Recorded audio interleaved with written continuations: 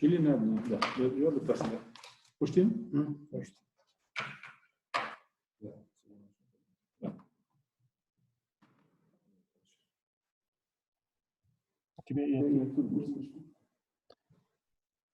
Слышим? Good morning, dear.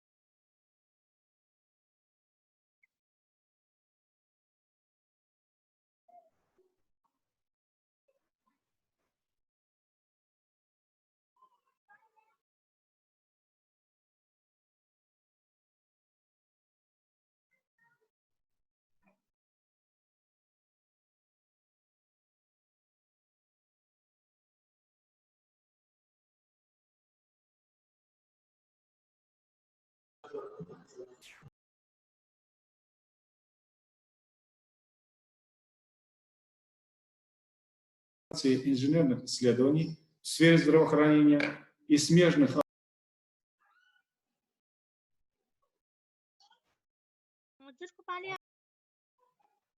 Project entitled SPHERA, supporting professionalization of health engineering studies and related areas in Asia, is its final stage.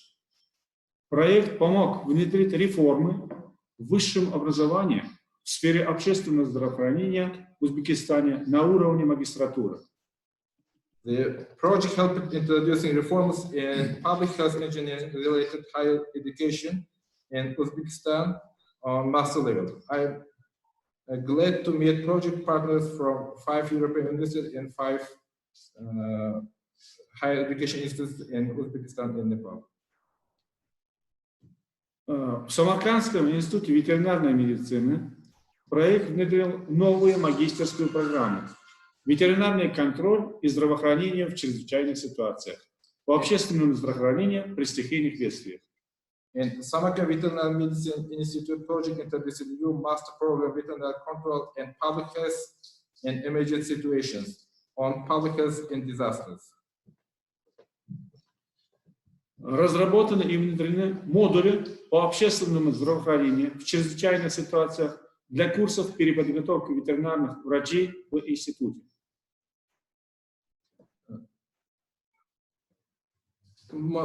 Models on public health and emergency developed and introduced for returning courses of veterinary doctors in institute. 12 преподавателей нашего института прошли переподготовку в университетах-партнерах Европейского Союза, а также приобрели и установили современное лабораторное оборудование. Такие оборудования, как портативный ультразвуковой сканер, ультрапортативный ультразвуковой сканер на сумму 34 тысячи евро. 12 faculty members resident at European Union partner universities and modern laboratory equipment like portable ultrasound scanner, ultra-portable ultrasound scanner at amount of 34,000 euros purchased and installed. Самое главное, что проект помог получить новые партнерские отношения, новые исследования и образовательные возможности. Most importantly, project helped to gain new partnerships, new research and education opportunities. Я благодарю всех вас за вашу работу, вклад, помощь и уделенное время. I thank all of you for your work. Желаю успехов на сегодняшней конференции и надеюсь на дальнейшую. I wish success. Endi hozir tumanini ham bilaman. Director for Ancha ketib qoladi. Ancha ketadi. Sarjon. Bir uchlar ketadi-yu, manimcha nomer olishadi.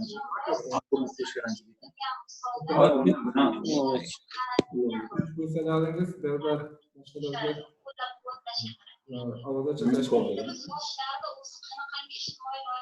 So next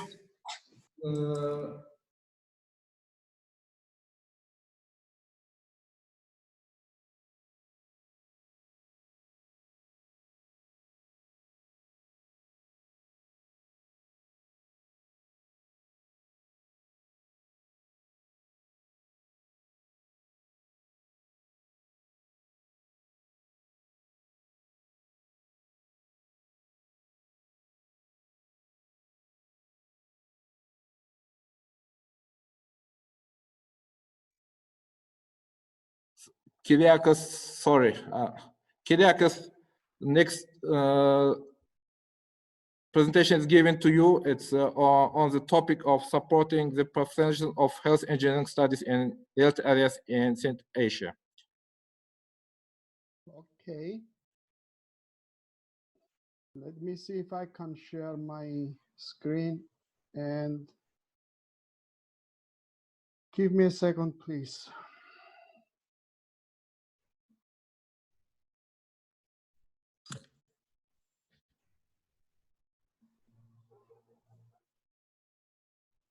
Good morning, everybody. Can you all hear me? And do you see the screen with the presentation?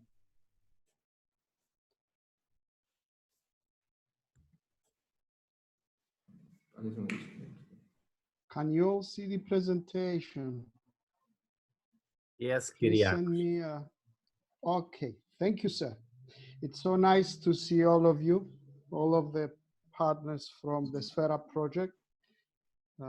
It's been a great project, and I was hoping that at the end we will be able to meet in beautiful Samarkand for the final conference. As things turn out, we are having this online meeting, and I was asked by Farhud to present the presentation by Professor Constantino Alvarez Peña, who is not available. So I will give a brief overview of the project and the most important deliverables.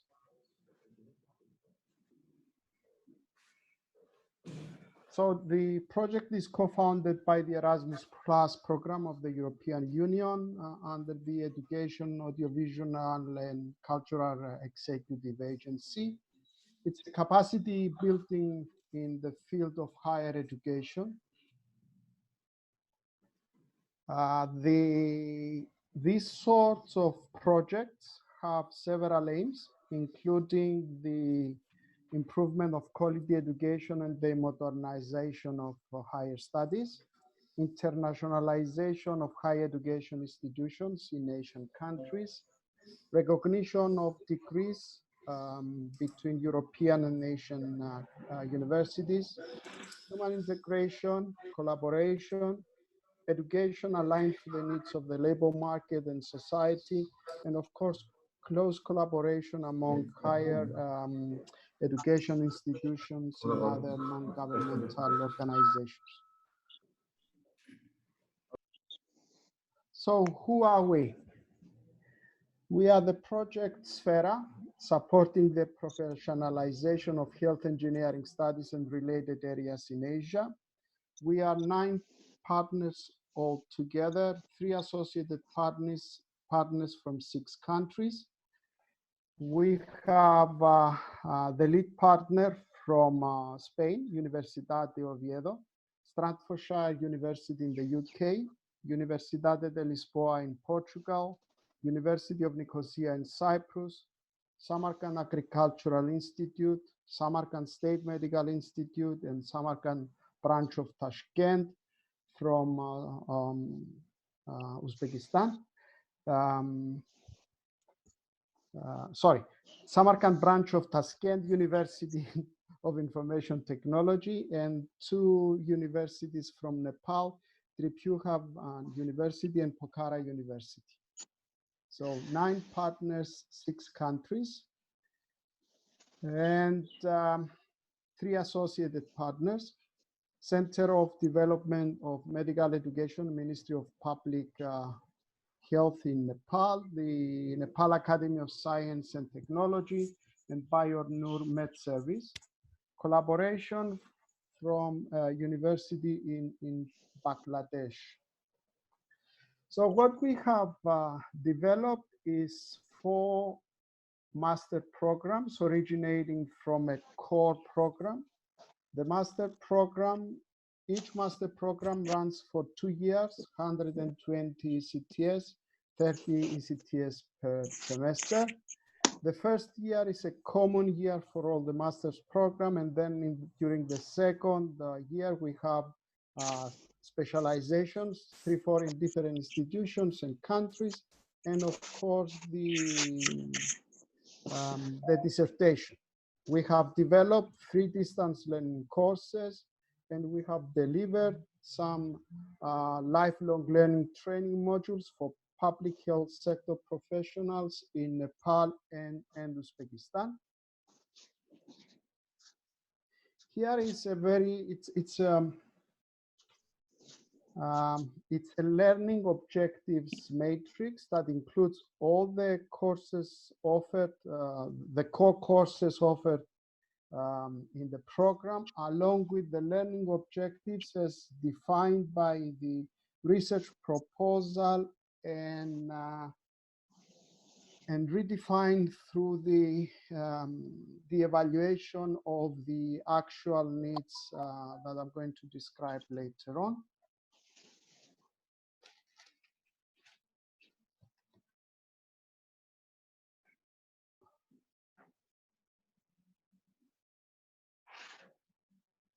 So we have in Nepal 2 master's programs. Pokhara University have set up their own masters in public health and disaster engineering, and Tripura University their own masters in environmental health and in disaster. What I would like to point out front is that each of these master programs are different, although they share a core program, a number of core courses. Each university has adopted their own programs to better reflect the needs of their countries and their institutions.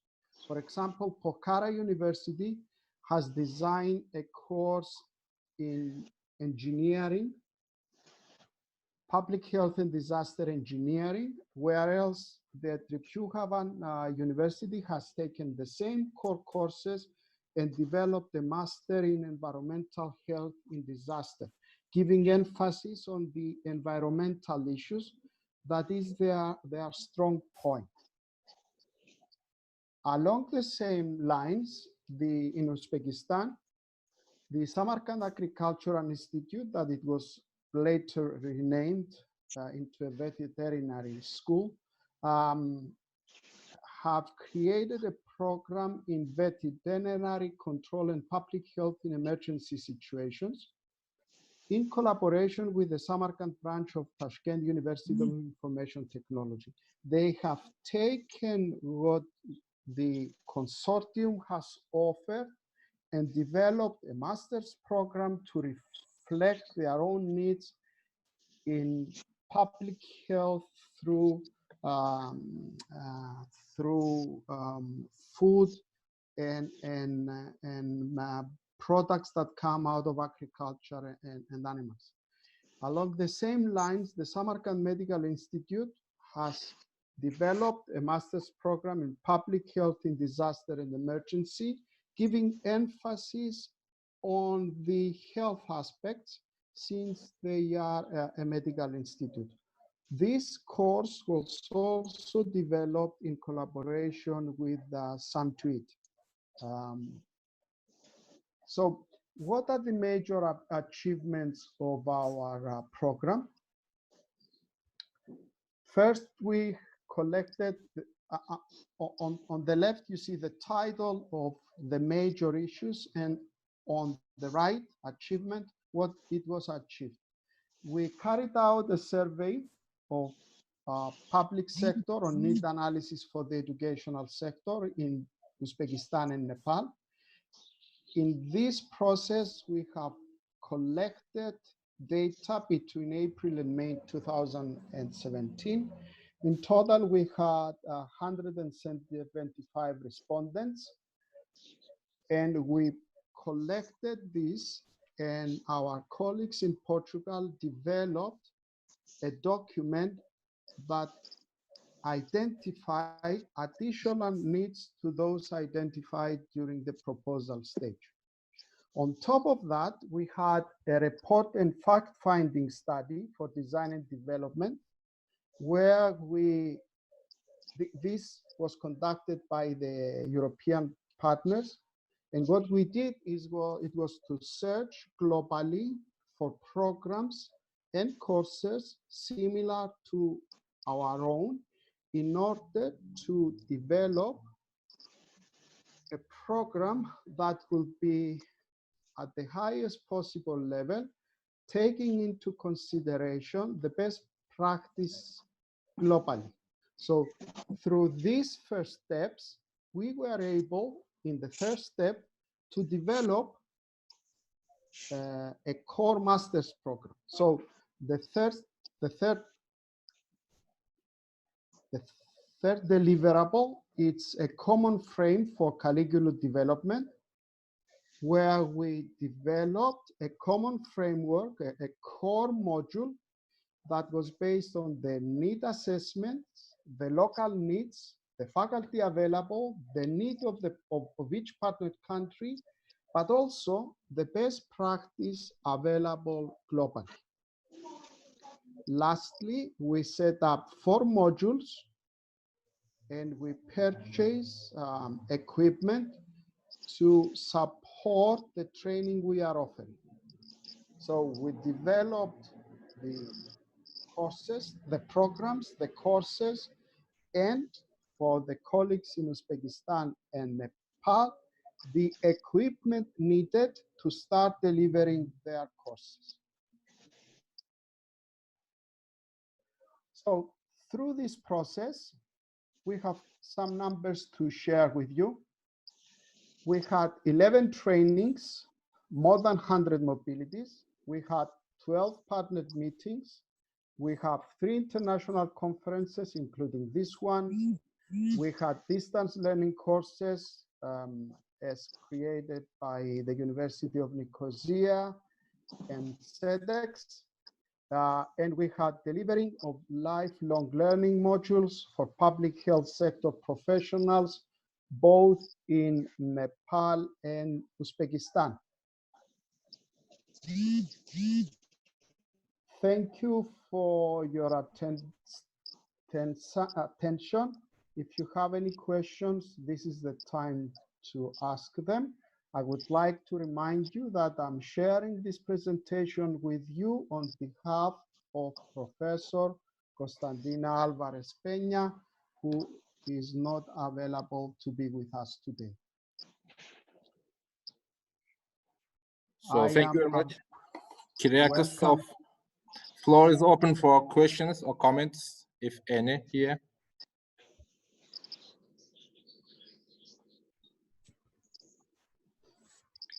So not so far.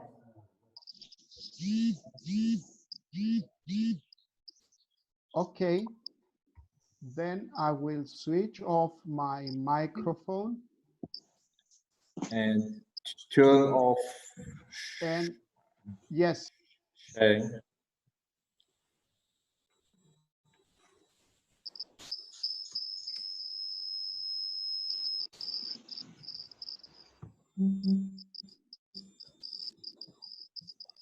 So do we have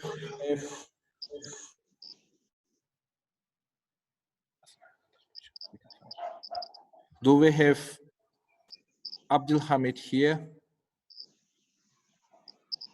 Not now. So then next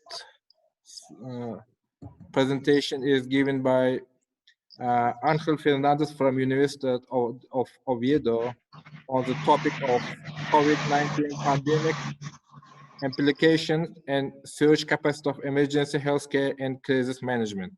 So, and after that, please, our Nepalese colleagues have a couple of presentations. So one from Pokhara and one from Kathmandu University. So please be prepared for next presentation.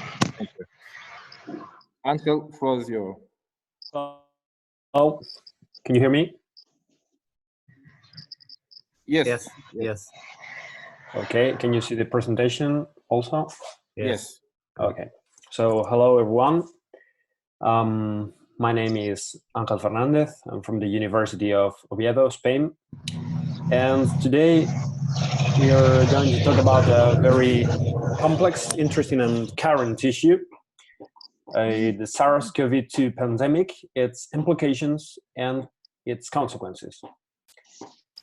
I've titled this communication as a challenge and an opportunity for emergency care and crisis management. Okay, first of all, I think we should describe what a pandemic is.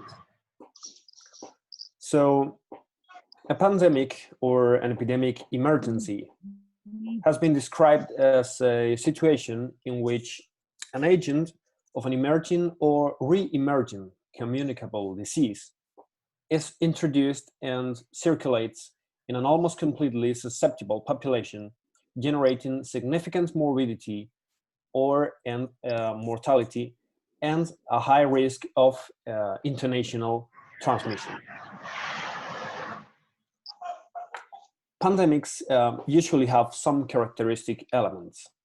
Among them, we can highlight a high incidence, that is a high number of new infected people, and sometimes, as is the case of COVID-19, a high lethality or fatality rates. The inability of local health services or health systems to manage these kind of situations often occurs, either due to, well, insufficient personnel, poor experience, or reduced resources. A significant degree of socioeconomic alteration is also very, very characteristic of these situations. In 2005, the World Health Organization established a new epidemiological situation called PHEIC, Public Health Emergency of International Concern. And it was defined as an extraordinary event that constitutes a risk to the public health of the states due to the international spread of a disease and which may require a coordinated international response. Since 2005, this situation has been declared 6 times. As we can see in this table, the first one was in 2009 with the H1N1 influenza virus.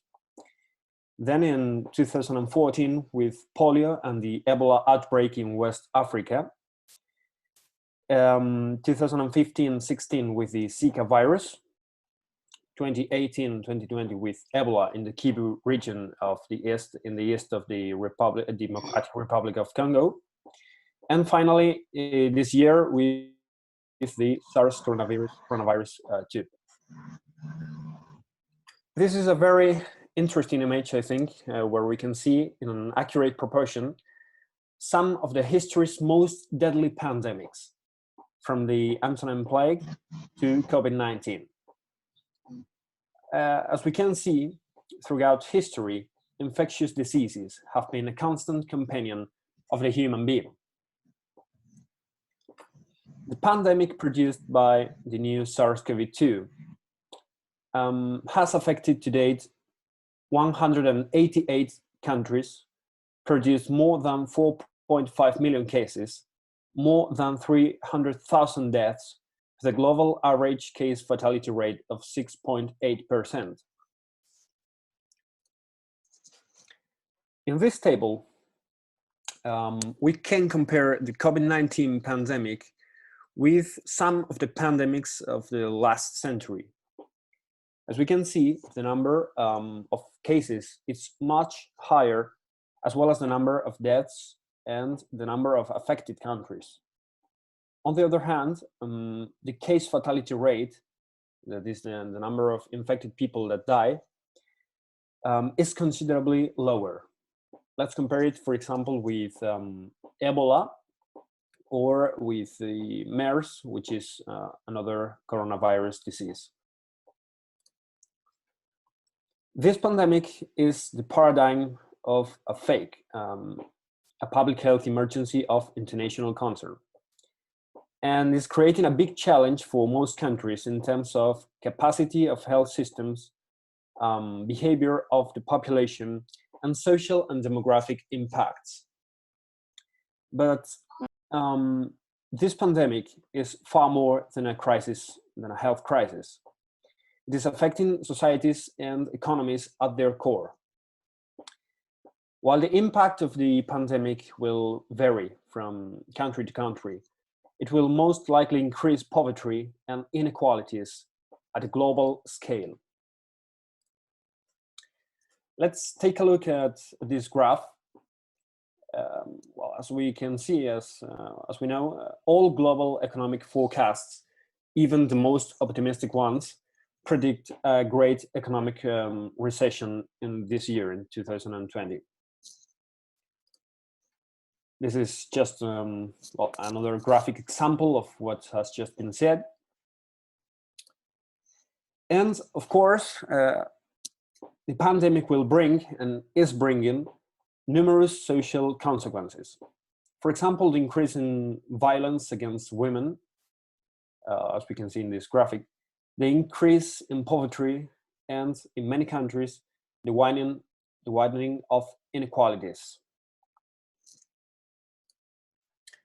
Furthermore, large-scale quarantine is also having other consequences. I only give us an example, this map, in which we can see the drastic reduction in air pollution in some European cities compared with the same period of the last year.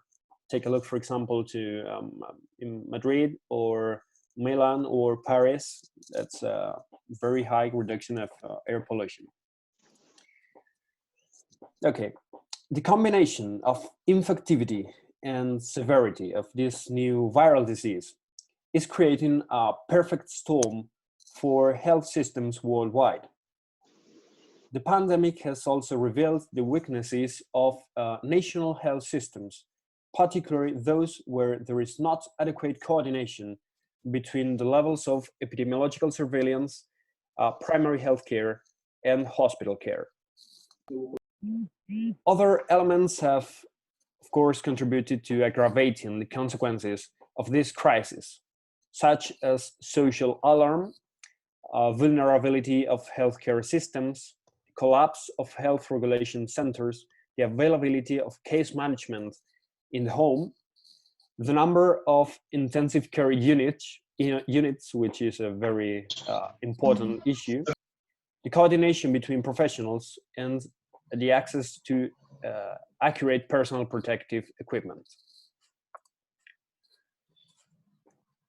Due to the ability of this new virus to produce a rapidly evolving type of severe pneumonia, the problem of ICUs, we think, is highly relevant, as these severe cases tend to occur in acute temporal and spatial clusters.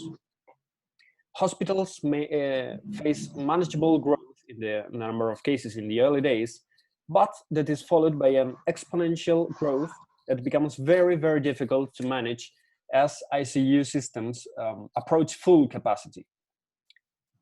As the average stay of ICU patients is usually long, the additional pressure on the capacity of admission usually causes the system to collapse.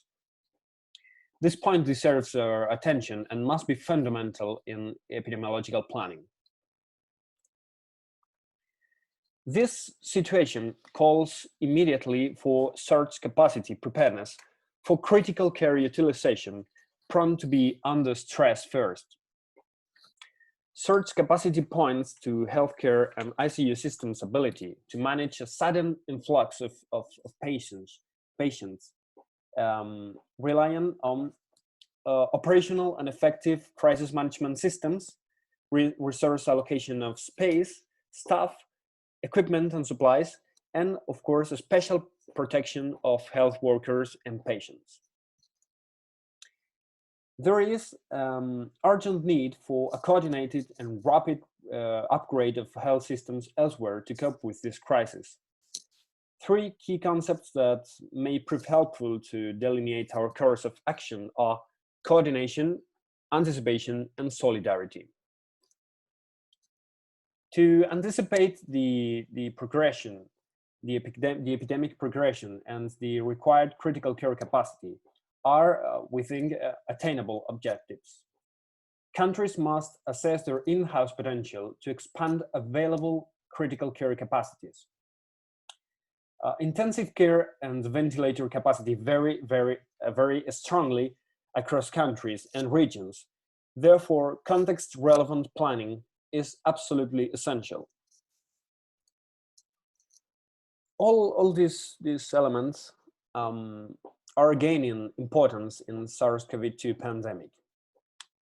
And judging by the serious impact that the current episode is having on healthcare capacity, these elements probably have not been approached from a perspective of planning and preparation. In fact, most contingency plans for our health services have been made on the air, on the fly, as problems have arisen. By contrast, as we know, planning the health response to a pandemic or an epidemic emergency requires, as a precondition, a complete analysis of the surge capacity of the system itself. Mathematical models can predict the healthcare burden of a given healthcare system. Some are specifically designed for respiratory viral emergencies. And these mathematical models are absolutely essential tools for planning. The models for predicting the demand for care in emergencies use variables whose data are generally available. Hospitals and ICU capacity, the number of ventilators, the average stays per process, estimated duration of the epidemic, and attack rate, among others. The predictions generated by the model are basic to be able to resize essential services in the response, such as the emergency room and ICUs. The first, because it is an important element in the management of patient inflows and its initial management. And the second, the ICUs, because it is one of the determinants, of the most important determinants of mortality associated with the emergency. The change in the care process at the pre-hospital level and the calculation of necessary medical transport resources are also important aspects of planning. This prior planning and its phased application must contemplate organizational measures in the emergency services to protect the emergency coordinating centers from suffering cases in their personnel and affecting their operations as a key element of coordination. We think that only prior analysis and planning of the emergency response allows decisions to be made in scenarios that are rapidly changing by their very nature. It is essential that this planning be shared and, as far as possible, agreed with the different actors involved in this implementation. It is also essential to avoid the use of material to resources that, although having a high value in terms of media visibility or high political interest, which is very common, undermine the coherence and technical professionalism of the global response and implied an added cost. As a maximum, we think that creativity and improvisation can be a great virtue, of course, but, well, even in emergencies, but it can never replace analysis, planning, and preparation. There are numerous and complex reasons why countries have reacted differently to the SARS-CoV-2 pandemic. And there has also been widespread criticism among countries that acted faster and with stricter blocking measures on those that acted slowly. But these reasons must be fully understood before making a judgment on a certain response. SARS-CoV-2 pandemic was a test and is a test, and many of the world's most advanced countries and nations have all too visibly failed. In some cultures, the concept of crisis is naturally associated with that of opportunity. Perhaps this is an excellent time to do the same and associate both dimensions of the situation. We should not miss this new opportunity that SARS-CoV-2 offers to us to work together and in this study and clear knowledge of the response capacity of our healthcare devices as an excusable precondition to be able to plan adequately the answer to the next crisis that will come in the future. And my friends, this is all. And if you have any question, I'll be glad to answer it. Thank you very much.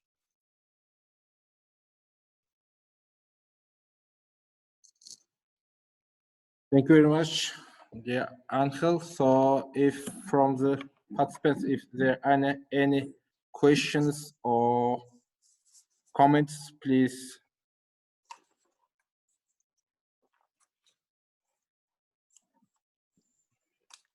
No, thank you. Then, so next is floor is given to by agenda. It's a turn of Abdulhamid Soliman from Staffordshire University, but for some reason he is not available now.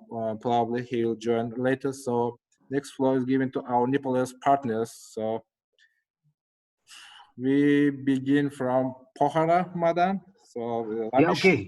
Ramesh, Yeah, I'm coming. Yep. So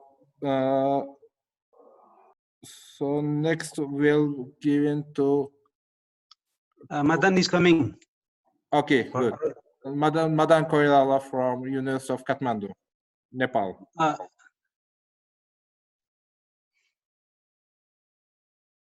So Madan, you will present or Ramesh will present? Okay, I think we will have two. You said two presentations now. What is the scenario? So let's begin from one. We will see to time slot. Okay.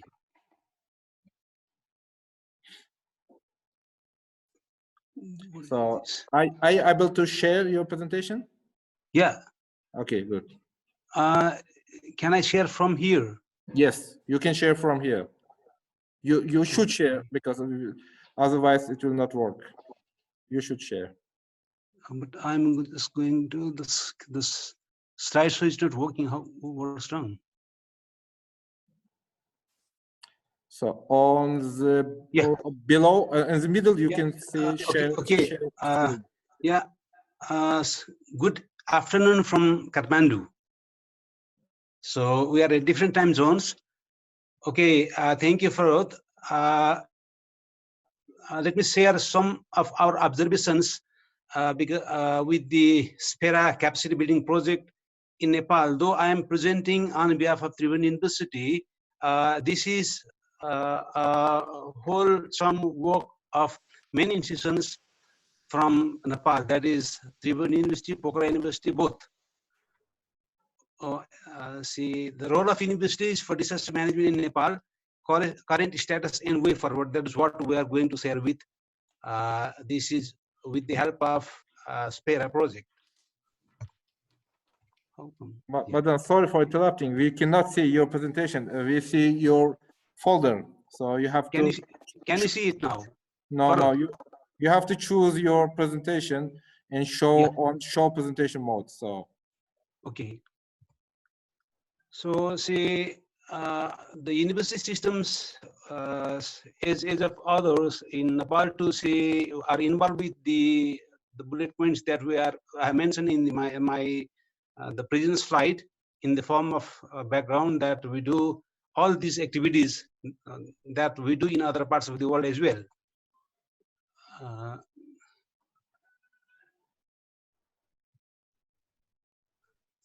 So I think this is not new thing to see. Let me share the education system of Nepal. I think we had shared some of the things for Uzbekistan and Nepal before. So out of this, we are here in higher education part under the Ministry of Education, Science and Technology, and we deal at this level, modern education, in general, technical, non-technical, and Western types, what we call. And you can share your screen. modality. It's not, yes. Not clear. No, the screen is not open yet. Okay. You can open the presentation slide first.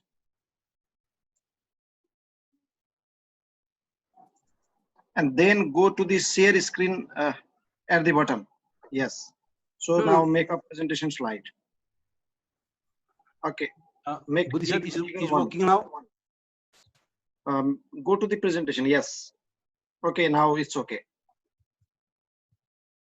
Okay. Sorry. Say this is on behalf of from both the universities, Tribhuvan University and Pokhara University. So our presentation outline. Say this is not the new thing that what we do from higher education institutions all across the world, that we do the same to all these activities.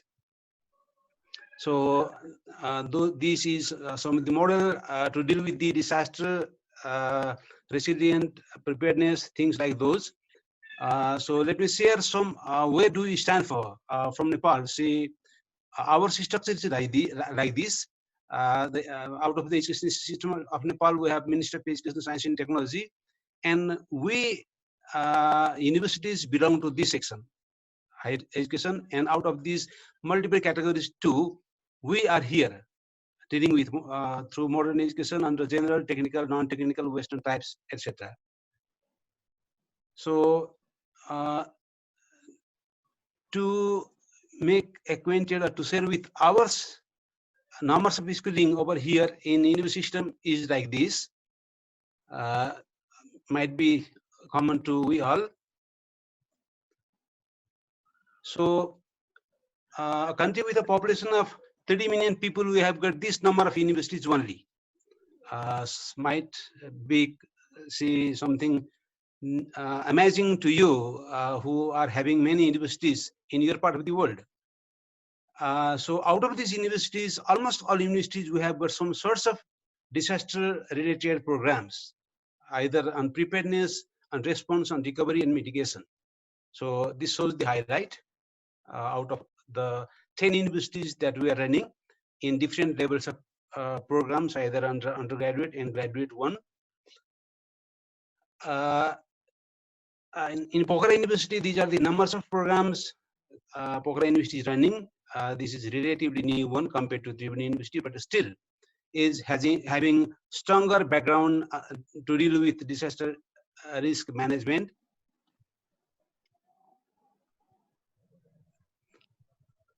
So there are many more numbers of programs, though it is new one, and we out of the team dealing with SPHERA, those who know Buddhiraj Joshi, he was instrumental for his 4 years term, during his 4 years term, to strengthen DRM program in the university as a dean. So in addition to that, we have some more institutes, especially the medical ones.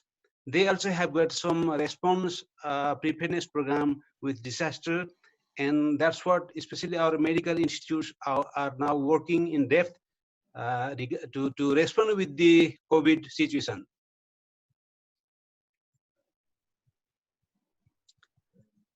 So to deal with Trivandrum University, we have got 5 institutes, 4 research centers, and all of those institutes, they are having some type of disaster-related programs, from preparedness to response. Besides that, we have got some faculties like humanities and management. They too are dealing with some of the programs. Those are being benefited by the SPHERA project through IOST run program in Trivandrum University. Especially the department dealing with SPHERA project at Trivandrum University. Let me put some highlights on this through this slide. It is as per our system, it is Central Department of Environmental Science that was set up in 2001, running MSc and PhD programs in those years. So we have got 2 types of programs, like environmental science program. It has got almost 15% of DRM related existing curriculum, and with the help of SPHERA, we have strengthened this component. And now, as Kyriakos in his first presentation made aware of, we are to those 5 institutes from Uzbekistan and Nepal, that Trivandrum University is running environmental disaster by this year, fully focused on DRM courses through an initial start of 12 students.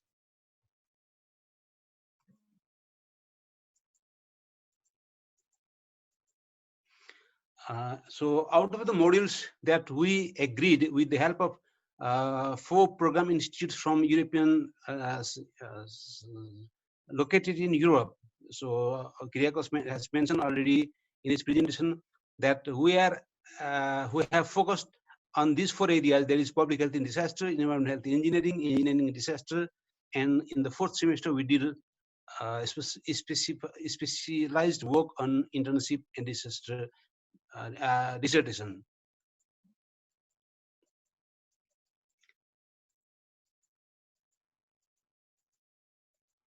So in previous years, Central Department of Environmental Science, they have completed these numbers of projects. Those were having multiple components on disaster-related activities. These are country-specific situations based on our topography, socioeconomic condition, and as per the need of the country. And what we can say, that the department that has undertaken the SPHERA project, or is a partner of the SPHERA project out of the Trivandrum University, is one of the strongest one to deal with. So this is a brief elaboration where SPHERA stands. SPHERA has contributed a lot in building the capacity of the university through training lots of human resource, making curriculum, and hope it will be continued in the days ahead. These are some of the related disaster risk management policy related with academia that we are working with, like Hugo framework of action. We all are familiar with this. Sendai framework on disaster risk reduction. In association, we have got specific plans, like build back better, and Constitution has got special focus under the fundamental right. Like that, there is a specific dedicated national disaster response framework, and we have got a risk reduction consortium, and there are DRR Management Act and other government policies as well. Saying so, still we are having lots of gaps to fill, and with the collaborative work with that we built during the SPHERA project with our partner institutions, academic institutions, other collaborative partners, hope we will be able to fulfill the gaps. And these are some sort list. It is a bit generic, might not be that focused, interested to you all, But as we have started to work in collaboration as a part of the capacity building project, identifying these gaps, we hope that we will be able to fulfill some of these in future days through collaborative effort of our program institutes ranging from University of Oviedo, IST, Portugal, University of Nicosia, Cyprus, Staffordshire University. Those have got a specific strength in respective fields. These are ours, what we say, like Angel represented in his presentation previously. By identifying our gaps, we hope that we will be able to fill in these gaps in days ahead and strengthen our capacity, because Nepal is one of the disaster-prone country in multiple parameters. So hope we will be doing so to fulfill all those things in future days. Some highlights that we were together in previous days. So with this, I mean, I'm thankful to this final day of our SPHERA working together workshop to share few of our observation and learning to you. Thank you, Farod, and all my friends. Thank you very much, dear Madam. So, participants of floor, do you have any questions or comments to Madam's presentation? If not, thank you very much, Madam, for your presentation. So, of course, I hope so we will continue our cooperation on future projects too. Farhud, Yes, I have a couple of questions. good. Okay, Kyriakos, I would love to speak. In a previous email you sent on another issue, you said that Nepal is shut down through the beginning of June. Is that correct? Pardon? In a previous private email about the Erasmus visit to Cyprus, you said that Nepal is shut down for the next couple of weeks. Is that Yeah, correct? the present lockdown is till June 3. So the questions for you are, how is the situation in Nepal first, and second, I presume that the university is closed and the courses are not taking place currently, right? No, it's not like that. See, Ramesh is in the meeting. He is the coordinator for this environmental health and disaster. We had a follow-up meeting yesterday at 4 o'clock. Hope Ramesh will clarify in person. Regina, she is in the meeting as well too. To clarify you the present situation, that the infection cases are being increased now. Our case is not from the flight route. It is because of the porous border towards our southern side of our big neighbor country, where 1,800 kilometers is quite open. And people, those who are coming, they are expanding the infection tremendously now. And what WHO says, the 4 stages, the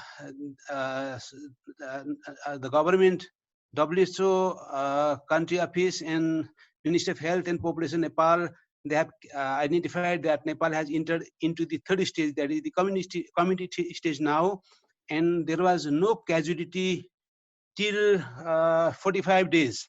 Today is the 60th days of our lockdown, and 3 casualties has been made already. I am updated with the last 2 hours. The number has exceeded 550. And it is increasing in multipliers range. Like, see, the number that attain in the last 45 days has 50 days has been doubled in next 7 days. So the scenario is like this, because like that of the infection, and there are 77 districts in Nepal, and the latest report reports that 36 districts has already been under the coverage of the COVID virus infection. I mean, patients has found over there, and most of the academic institutions like Triveni University has got 61 constituent campuses. Triveni University has given all those constituent campuses as quarantine unit to the government.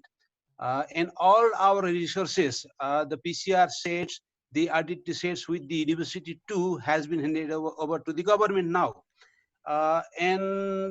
This is the present scenario. And about the classes, Kyriakos to share with, we are running these online classes since 1.5 months back. Ramesh will share you the exact date. To me, it was about 5-6 weeks back. We started our online courses on environmental health and disaster. They has come as per yesterday's update, have covered more than predicted. So we are on good progress. 12 students, they are in a regular touch, and regular classes are being happen. Students, they are enthusiastic. Our research persons, they are very active. So especially the SPHERA support environmental in disaster is in right shape. Okay, thanks a lot. Thanks, Madan. Okay, the only thing, I sent an email to Mariana that I mean, CC to you. No. You will take into note. We are not going to talk about that now. So now Okay, you can end the screen sharing. Okay.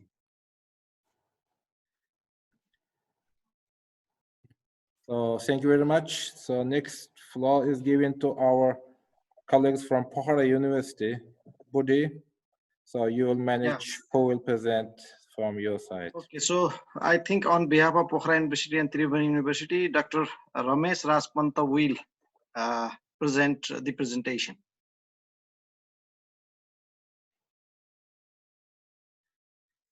Is Ramesh there? Yeah, yes, sir. Okay, sir.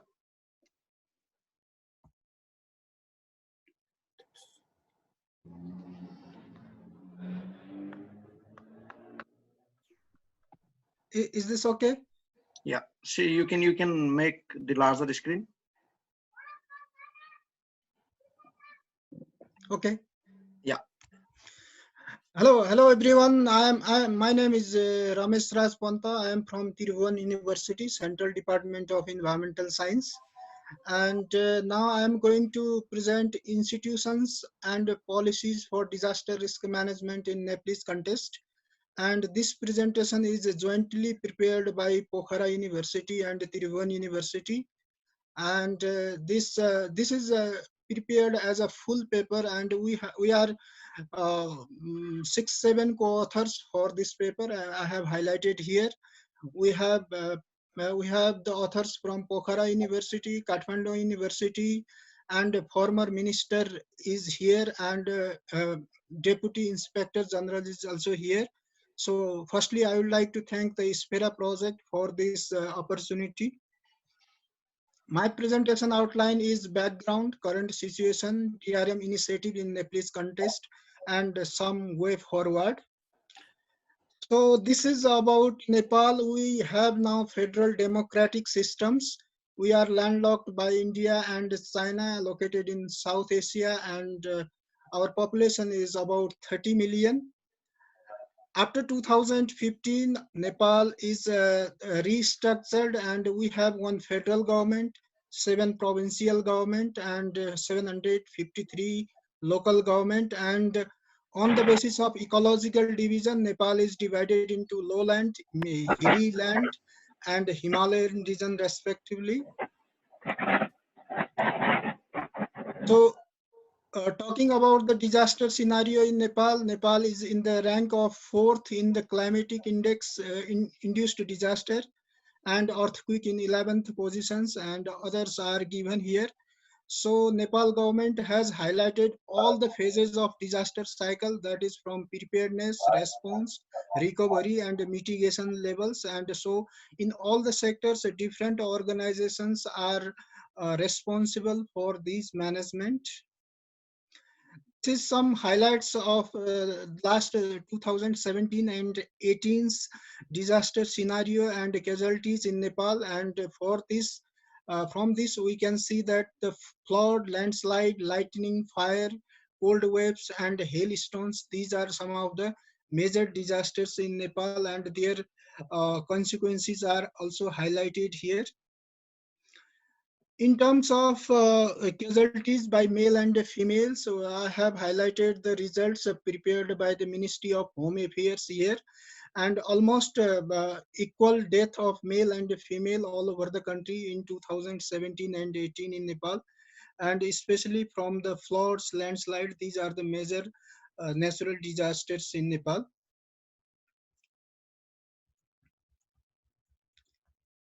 Regarding the institutional framework and coordination, Ministry of Home Affairs is especially responsible for the disaster management in Nepal, but other ministries and the line agencies are equally responsible for disaster management in the federal levels. And during the disaster response case, we have different organizations. Main organization is Emergency Operation Center. We have one emergency operation center at national level that is located in Kathmandu, 5 regional emergency operation centers, and 51 district emergency operation centers. And besides this, some Red Cross and health organizations are also working in that line.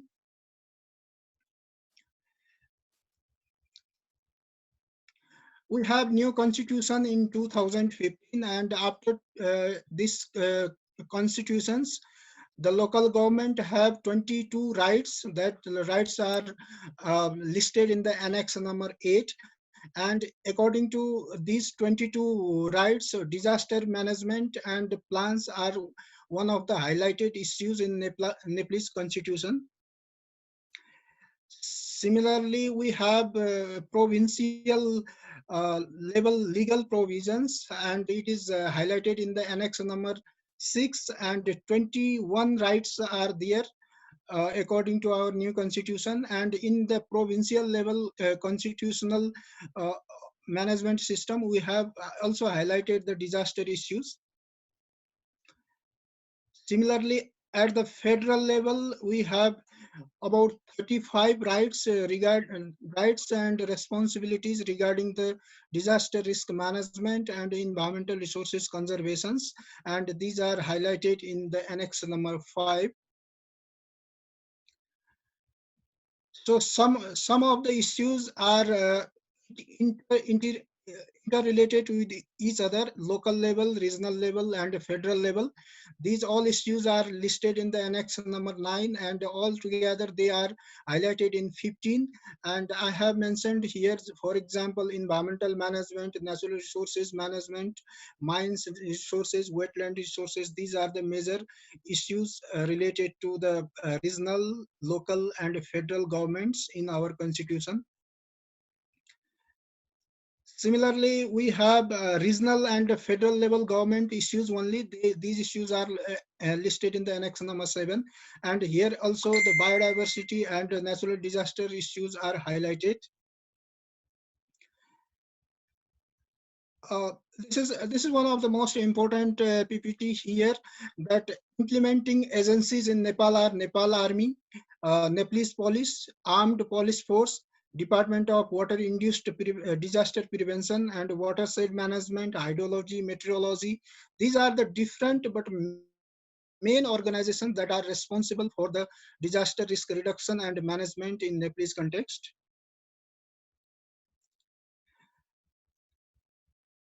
Besides the governmental organizations, some non-governmental organizations are also responsible for the disaster risk management in Nepalese context. according to our new constitution. For example, Nepal Red Cross Society, Disaster Preparedness Network Nepal, and Natural Disaster Management Forum, and so on. These are highlighted here.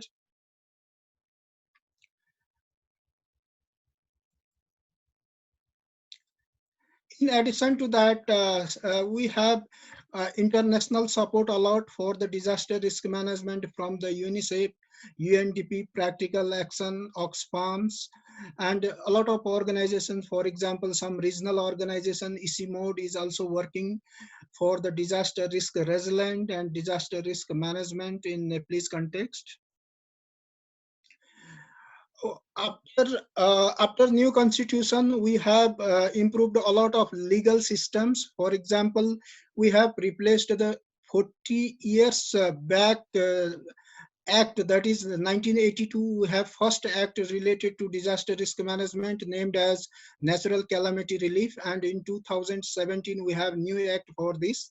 And besides this, some of the other legal provisions, annual plans, periodic plans we have, and according to new act, 29 priorities activities are highlighted for the risk reduction and mitigation, and a comprehensive risk management framework was prepared in 2017 in Nepal.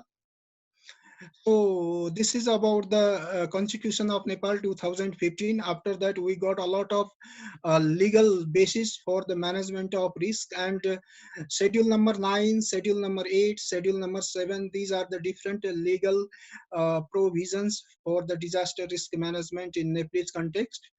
Similarly, we have Disaster Risk Reduction and Management Act. I have mentioned in previous slides about this. We have National Policy for Disaster Risk Reduction that came into existence in 2018, and it has also highlighted the different disaster cycles, how to operate these cycles, and 59 activities have been covered in this policy. So we have National Disaster Risk Reduction Strategy in 2018 to 2030, and these are classified into three main groups, that is short-term 2018 and 2020, then mid-term 2018 to 2025, and 2018 to 2030, that is long-term disaster risk management in Nepalese context. So finally, the whole world is facing the COVID crisis nowadays, and this is, of course, the issue for Nepalese context also. This is one of the issue, how to combat with that. And other issues are also highlighted here. For example, we have started Pokhara University and Tribhuvan University new programs. So we have to see the job placement of the students. So one point is that the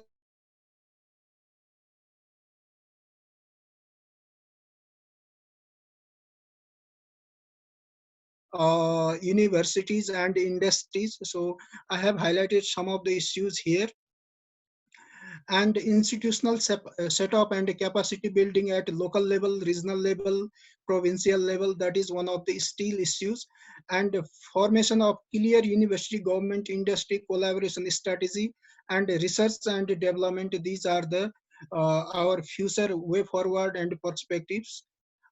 These are some highlights and photographs that we participated in different policy forums, academic activities, and conferences.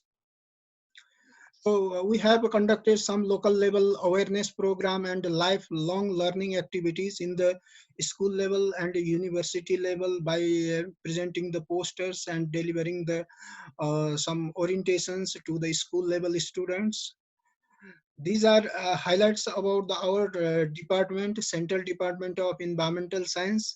It has now accredited by the University Grants Commissions and working for the different sector of environment, including the disaster risk management. So, first Professor Madan Koirala was mentioning about the classes. We have started our environment health in disaster classes 45 days back. We have been continually doing it, and 12 students are there. They are in the regular basis. About 25% courses are completed, and we have very important personalities here. For example, former Minister of Education is also delivering the lectures in our classes, and some policemen and army persons are also delivering the lectures in the classes. So the disaster risk management class is going smoothly. Finally, thank you very much. Thank you very much for this opportunity. If you have any queries and questions, I'm happy to answer that. Thank you. Thank you very much, Dr. Ramesh, for your presentation. So floor is open for questions or comments.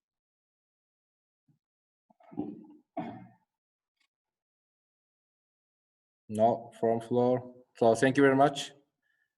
So Dr. Ramesh, so you may close your stop your sharing of screen sharing to Okay. enable to give others.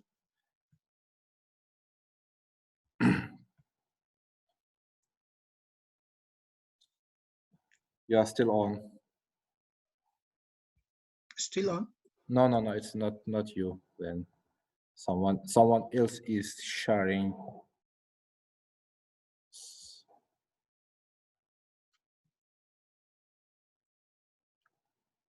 User degan nom bilan kirgan kim bo'lsa ham iltimos haligini o'chirib qo'yingizlar ekranda.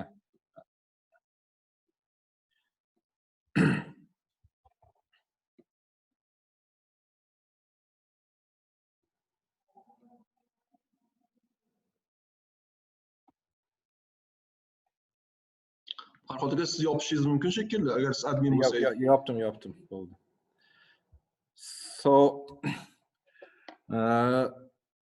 we are still expecting Dr. Abdelhamid Solimat from University of SPHERA to join to our conference call with technical reasons, or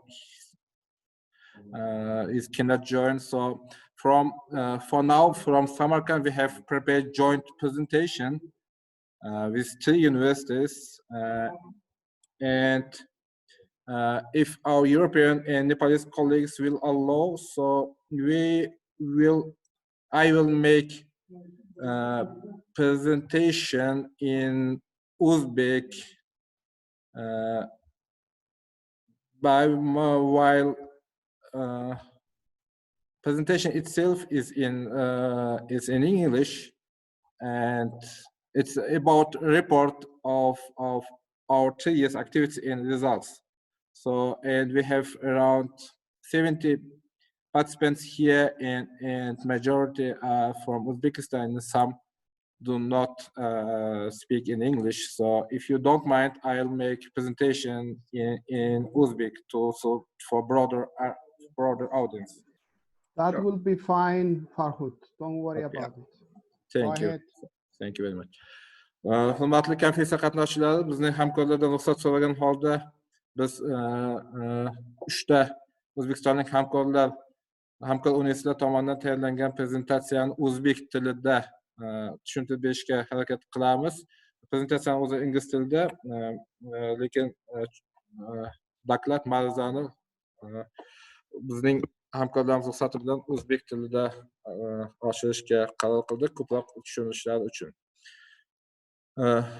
O'zbekistonda loyiha a'zolari Samarkand veterinariya meditsinasi instituti, Samarkand davlat meditsina instituti hamda Toshkent axborot texnologiya universitetining Samarkand filiali hisoblanadi.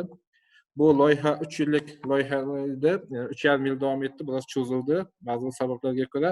Loyihaning asosiy maqsadi bu jamoat sog'liqni saqlash va muhandisligi va unga tutash bo'lgan sohalarda magistratura dasturlarini yaratish yoki yangilash, isloh qilishdan iborat edi. Demak, bu loyihaning dastlabki bosqichida biz 2017-yilda Yevropalik hamkorlar tomonidan tayyorlab berilgan so'rovnoma asosida so'rovnoma o'tkazdik. Jami 175 ta respondentlar so'rovnoma o'tkazib, bu yerda o'sha jamoat sog'liqni saqlash bo'yicha O'zbekistondagi muammolar va ularning yechimlari bo'yicha, imkoniyatlar bo'yicha so'rovnoma o'tkazildi. Buning so'rovnoma natijasida ham fact finding study report degan bir haligi hisobot tayyorlandi. 150 bet atrofida batafsil hisobot tayyorlanib, bu Nepaldagi uchrashuvda bo'ldi. Demak, bu hisobotning maqsadi shu sohaga oid jahon tajribasini, demak, o'sha kelajakda o'quv dasturlarini, o'quv rejalarini shakllantirish uchun yetkazib berishdan iborat edi. Demak, bu jarayonda Yevropa hamkorlik bilan birgalikda biz asosan Yevropa hamkorlar, ular o'sha dunyodagi butun dunyodagi 20 ta turli xil dasturlardan o'rganib chiqib, ulardan demak 90 ta asosiy fanlarni, modullarni o'rganib bizga demak o'sha hisobotda taqdim qildi. Hamda buning bu hisobot natijasida hamda o'tkazilgan so'rovnoma natijasida demak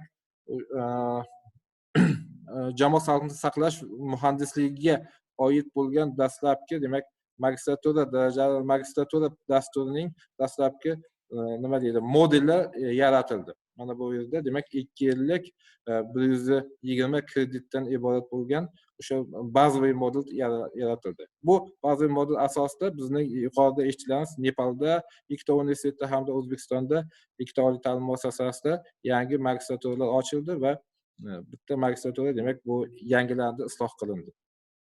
Endi bevosita oliy ta'lim muassasalariga o'tadigan bo'lsa, Samarqand veterinariya meditsinasi institutida yangi tashkil bo'ldi, magistratura shakllantirilib bu ochildi. Bu favqulodda holatlarda veterinariya nazorati va jamoat sog'liqni saqlash deb ataladi. Bu dastur demak o'sha bizning Axborot texnologiya universitetidagi hamkorlar bilan birgalikda bu shakllantirildi va buning bu magistratura dasturining davlat ta'lim standartlari, malaka talablari, o'quv rejalari hamda fan dasturlari hammasi shakllantirib, yaratilib, bu Oliy va o'rta maxsus ta'lim vazirligiga topshirildi va o'sha u vazirlik tomonidan 2019-yilda tasdiqlandi hamda qabul kvotasi ajratilib 2019-yilda demak 4 ta grant, davlat byudjetida grant ajratildi, 3 ta talaba o'zlari shartnoma asosida o'qib kelmoqda, demak birinchi kursda o'qib kelmoqda.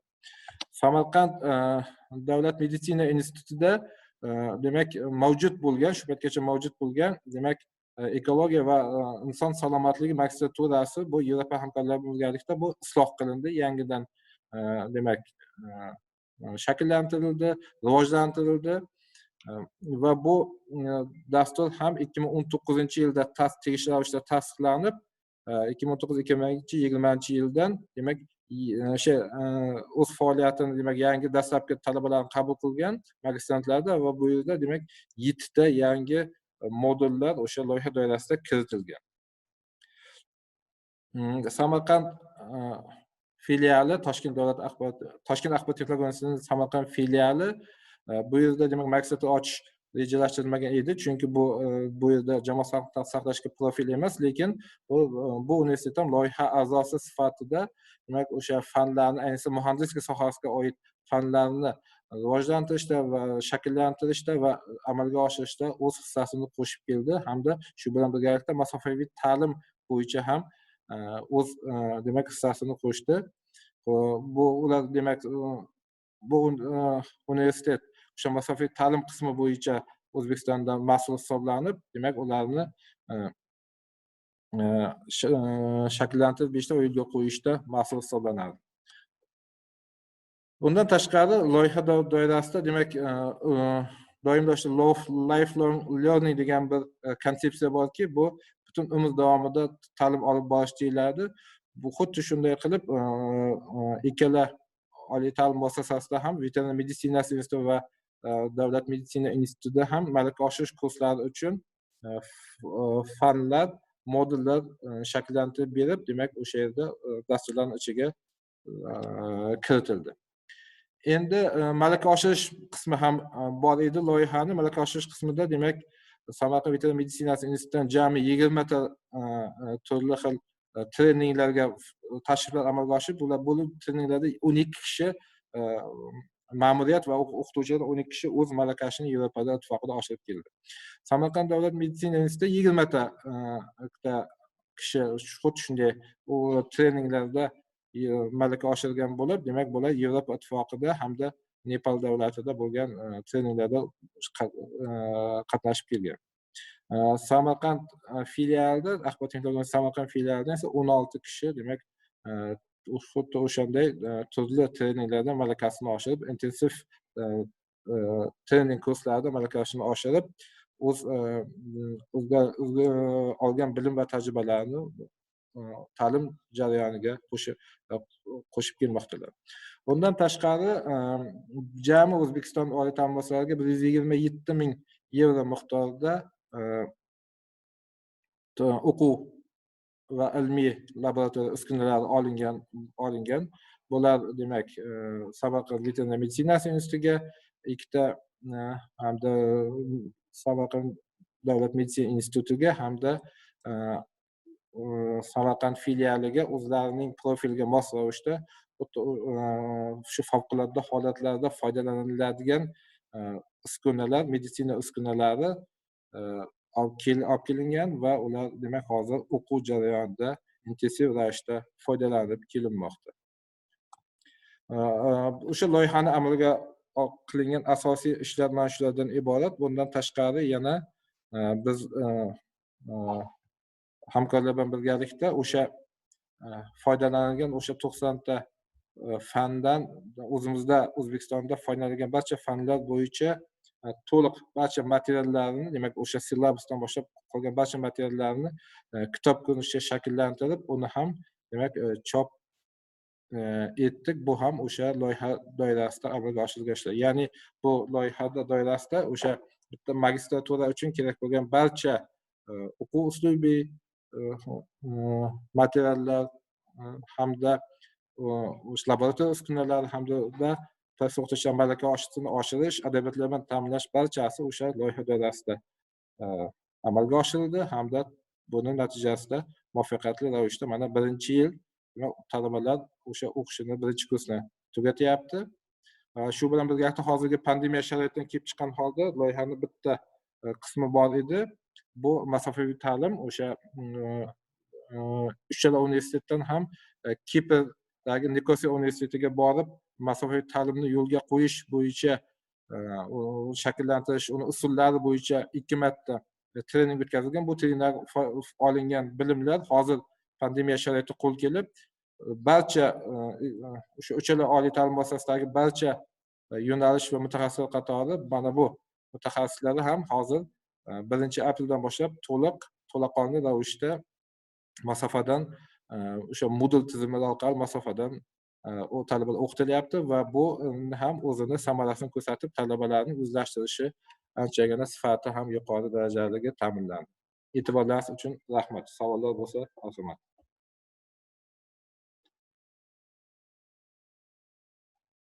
So I finished my presentation so far.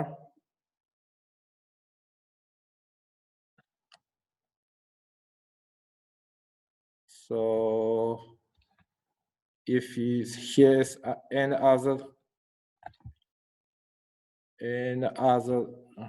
comments or questions from our Samarkand partners, Zafar, Zainuddin, if you have any comments, please.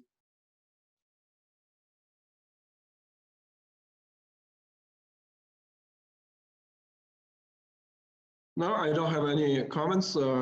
We jointly prepared the presentation and pretty much we added all the information regarding each university, starting from the assessment steps, implementation and final stages, purchasing the equipment, etc. I think Farhodaka covered pretty much all the materials. Thank you very much.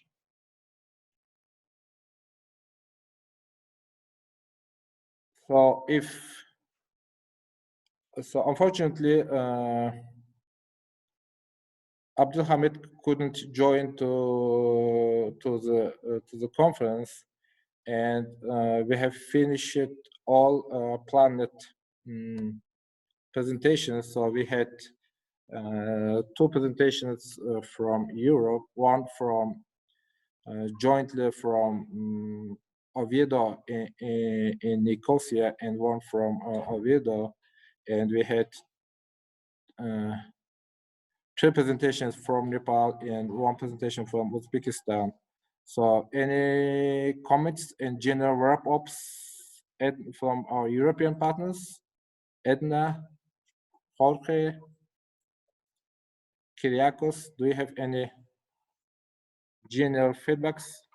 Or from our Nepalese partners? We have quite a number of Nepalese partners participating.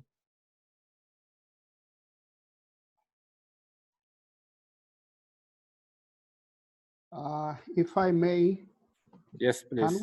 Can we have a brief comment on the coronavirus situation in your country or your city? Zafar, will you or should I? Yeah. Yes. Zafar, please. No, I can give you some information. We actually, yeah, it's still our region. It's just different regions of Uzbekistan have different status. For example, Samarkand and Navai regions are marked as red regions because there are still new cases among the population. But other regions, pretty much they control everything, and they have only new cases among those who arrived from the foreign countries, and they don't have any new cases among the population. We actually, up to date, our government performed more than 500,000 of tests, and we have around like 3,000, I guess, cases, total cases, but almost around like 500 who are on treatment in the hospitals. And the mortality, thanks God, just is not very high in Uzbekistan. We have only, so far we had only 13 cases of mortality among those who were infected by coronavirus. And yeah, I think we are handling well, and the main reason we are doing well is that we just closed the country right on time, in time. And we kept all the arriving citizens of Uzbekistan from other countries. We kept them in the camps for 14 days. And after that, if they don't had any symptoms of coronavirus, they were allowed to join their families. So pretty much that it. I don't think it's like much different from European countries, just or Russia experience. But certainly, it's another thing is it's very good that if we compare the map of the coronavirus infection and its consequences, all the countries who have social coverage of healthcare system, I mean, which is mainly supported by the taxpayers, are doing well because everybody is receiving healthcare services right in time. And despite for example, if we see the United States, where the healthcare system is privately owned and mainly the healthcare expenditures come from the insurance companies, they have very high mortality rate. And I think that this situation shows which healthcare system is better. Just and hope everybody will be safe in the near future, and we can just look at the coronavirus infection like a regular flu or cold, etc. Thank you very much. And About influence to education system, so for me, I add something. So from 16th of March, schools are closed, and we give 2 weeks vacation for students, and from April 1st, we launch distance education on distance. So it's a 2 weeks work on preparation, and it slowly, so quality of those classes provided on distance are increasing. So nowadays almost 93% of all students are covered by distance education. And so this academic year we will finish on that matter. And and here, so our trainings with that we held in University of Nicosia was very beneficial for our staff, both academic and administrative staff. And about government acting also, Zafar just haven't mentioned about zones. So Uzbekistan is distributed among zones, green, yellow, and red zones. So unfortunately, Samarkand and neighboring Nawa region are on the red zones among 14 regions in Uzbekistan. So which means we are having new cases here in Uzbekistan to be in yellow zone.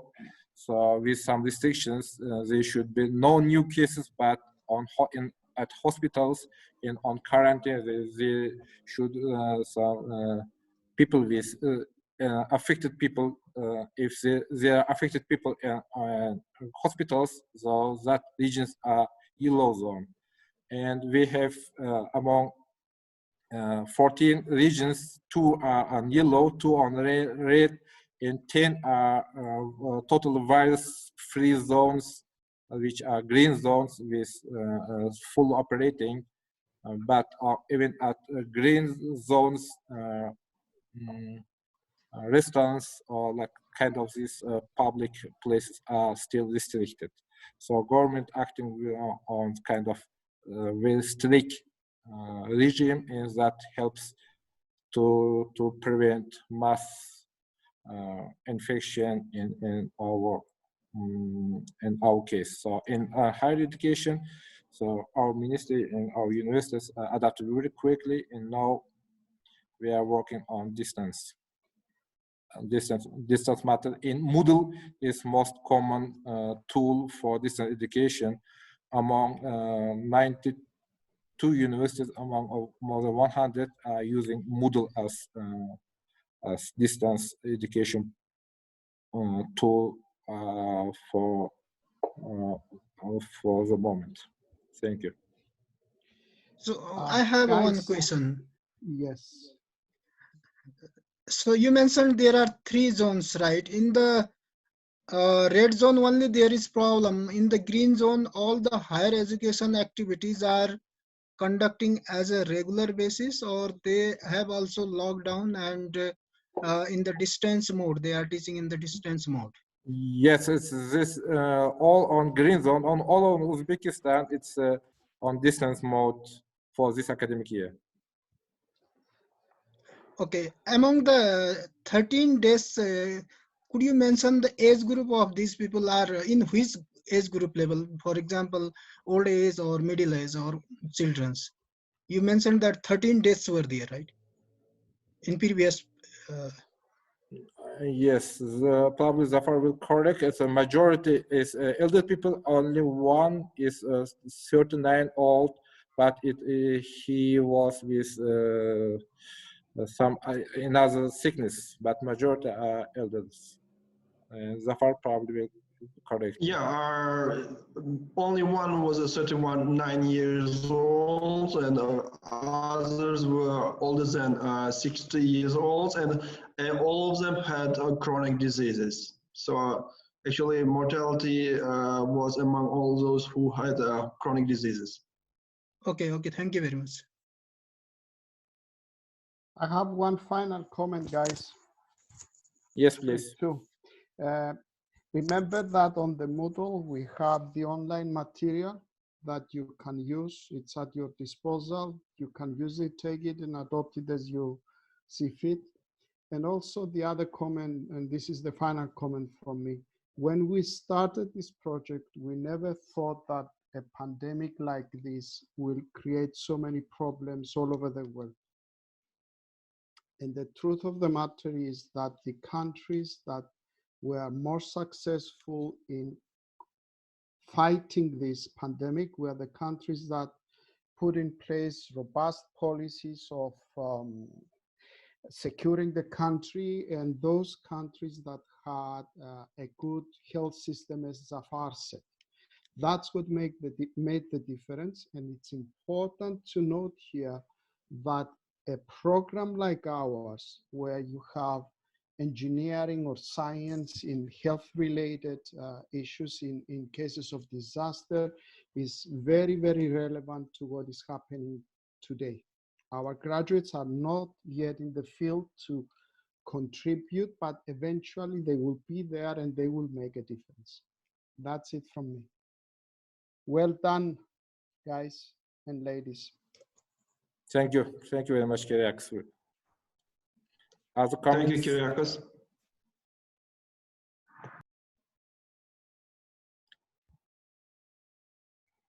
So, if there are no comments from all the participants, stakeholders, boshqa qatnashuvchilardan bilan gapiradiganlar bo'lsa, tarjimasi bilan amalga oshiramiz. Marhamat. Assalomu alaykum, Farhod aka. Hamkorlarga savol bersam bo'ladimi?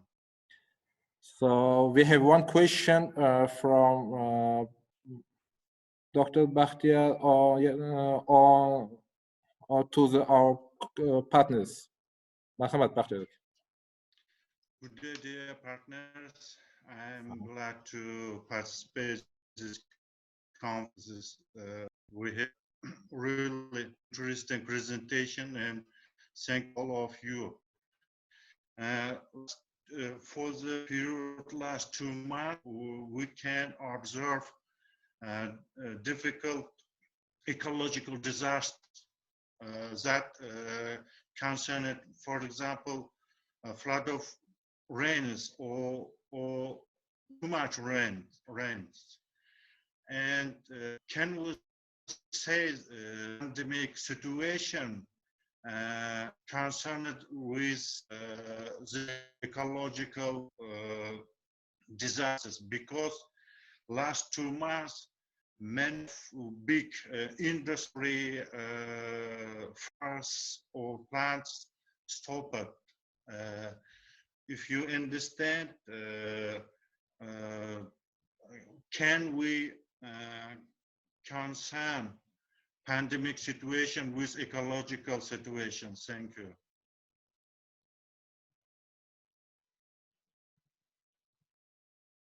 Anyone from European partners or Nepalese partners will take response? My friend Dr. Baxia, is very valid question what you raised. I have some submission. Like what we say, the other agenda is climate change, where we, especially the one from the developing countries and especially from the Central Asian countries, Hindu Kush Himalayan region, 8 countries, they were having common agenda by ecological connectivity, contiguous geography. So those features we are also experiencing here. And I think it is some commonness in other part of the world as well. We cannot say exactly in concluding form, but indication shows that this pandemic has, of course, something with the ecological reasoning. What we say, natural ecosystem, dealing of humans Homo sapiens, we human beings, with the natural ecosystems. So to me, in fact, what I was thinking, by the time we came together through SPHERA project, 9 institutes from 6 countries, I think we have more opportunity to work in future days to deal with issue like this, that COVID created issue.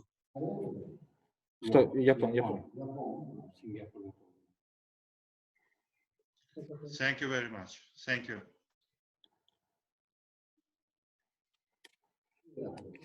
Thank you very much, Madam, for your response. So, any other questions? Başka sorular?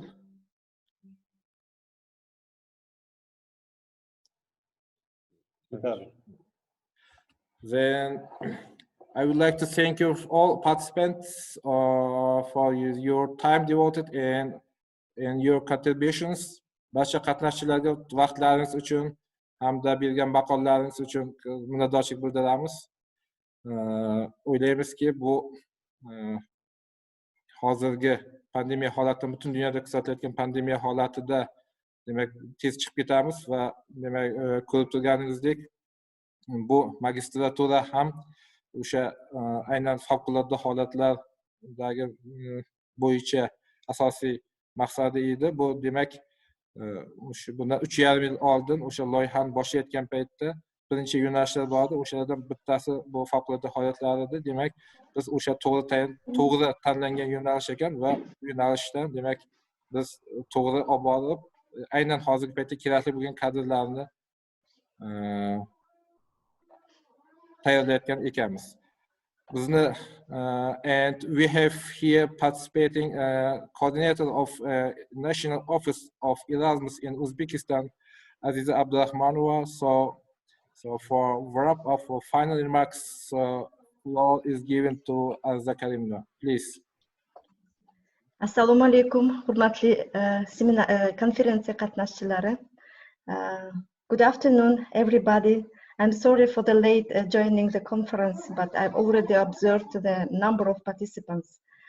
First of all, I would like to congratulate the project team, the coordinators, the European partners, the Uzbek partners with the successful implementation of the project, with the good results achieved.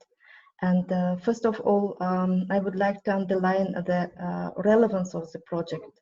The project has become even more relevant in the current situation, and everybody realized that more consolidation, more mutual understanding, more joint efforts needed for the world to fight with the pandemic situation. I would like to thank the administration of the Samarkand universities, especially Professor Yunusov, Khudaynazarakan, the rectors of the Medical Institute, the director of the Samarkand branch.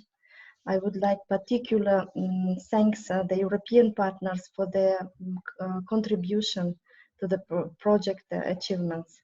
And I would like to pass my best regards to Constantina.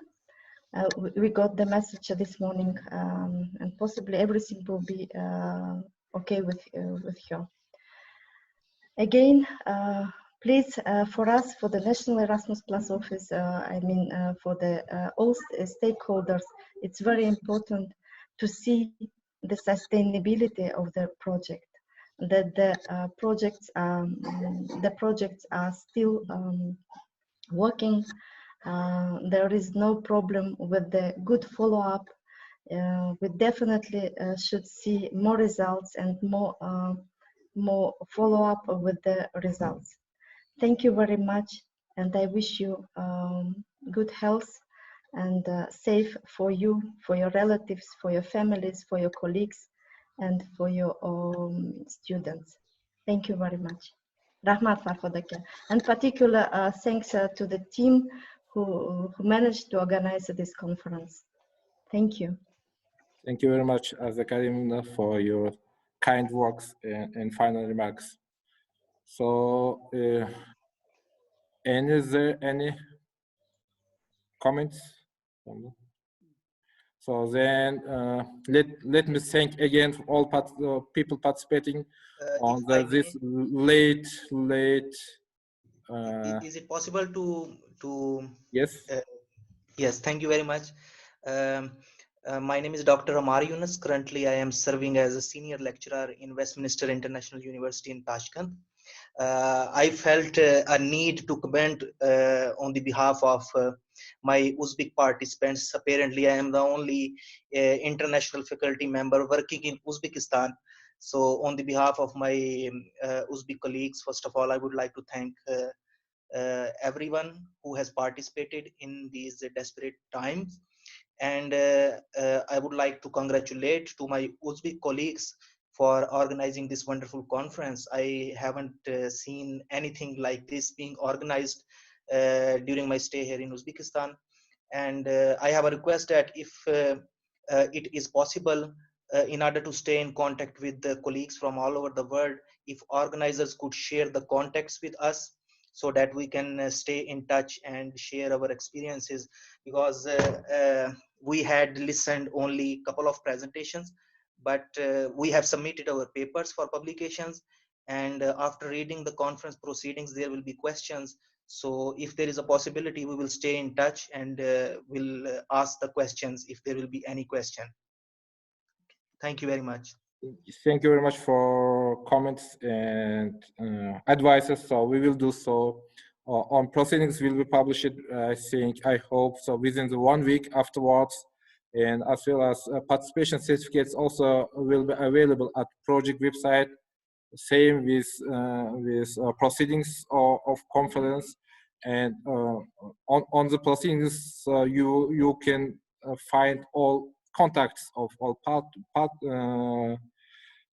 contributors to the conference, and we will do separate contact list and put to the project website as well. So all materials, all results, all tangible outputs and outcomes of project are available on project website, which is called SPHERA project.net. So that's available. Please visit and share that proceedings at your universities, web pages, your personal web pages, your different research networks. So please help us to disseminate project results among the academic world. Thank you very much. And if anyone do not have any other comments, so let me finish today's conference. So next week, hopefully, we will have steering meeting of project, final steering meeting of project. So we wish good health to Constantina Alvarez. She immediately felt sick yesterday evening, and I wish good health on these days. And for all people who are in Islam religion, I congratulate with Eid Ramadan coming tomorrow, and have a good weekend, and good luck, and stay safe and healthy these days. Thank you very much.